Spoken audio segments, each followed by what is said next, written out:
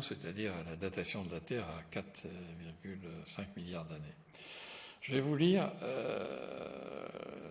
un texte, c'est un peu long, mais je trouve qu'il est très intéressant parce que c'est un texte fondamental pour ceux qui sont partisans de l'intelligent design. Vous savez, l'intelligent design, c'est ceux qui flirtent avec le créationnisme sans tout à fait être créationnistes, et qui pensent que la vie ne peut venir que de l'intervention divine. Alors, voilà ce que dit William Paley, qui est vraiment le pape de preuve de l'existence et des attributs de la divinité. Une invention suppose un inventeur. Ouais. Si en traversant un désert, je marche sur une pierre et que je me demandasse comment cette pierre se trouve là, je pourrais m'en rendre compte d'une manière passablement satisfaisante en me disant que de tout temps cette pierre a été dans ce lieu. Il ne sera pas facile, je crois, de démontrer l'absurdité de cette réponse.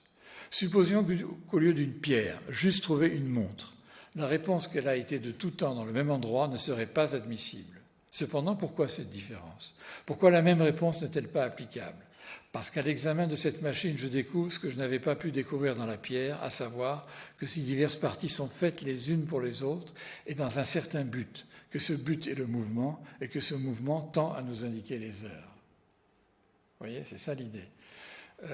Et si vous prenez l'idée, c'est que si vous prenez un être humain, c'est encore infini, ou même une cellule, c'est infiniment plus compliqué qu'une horloge, infiniment plus compliqué. Bah, si pour une horloge, il n'y a pas d'horloge sans horloger, il ne peut pas y avoir d'être vivant sans fabricant de l'être vivant. Vous voyez, c'est quand même un argument assez fort. Ça a été repris d'ailleurs en un certain sens par une citation attribuée à Pasteur, qui aurait dit, mais je n'ai pas trouvé la référence, qui aurait dit « Un peu de science éloigne de Dieu, beaucoup en rapproche ».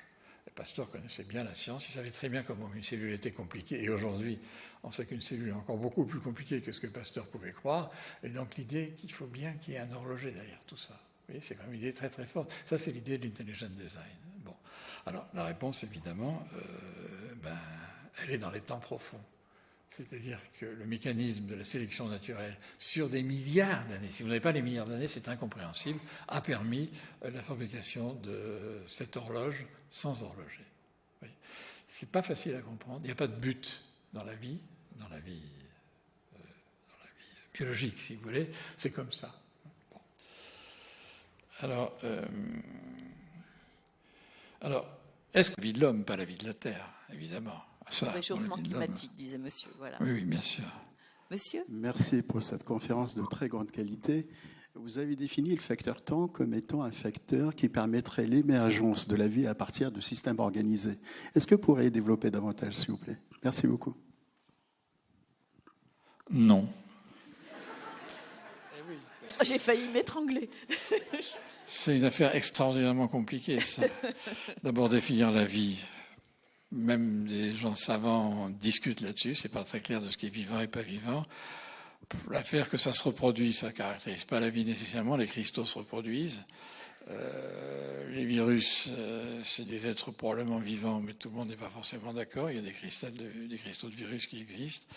Et comment on a réussi, façon de parler, parce que je ne crois pas à Dieu, comment il a été possible de passer de matière inorganique à la matière vivante, je ne sais pas.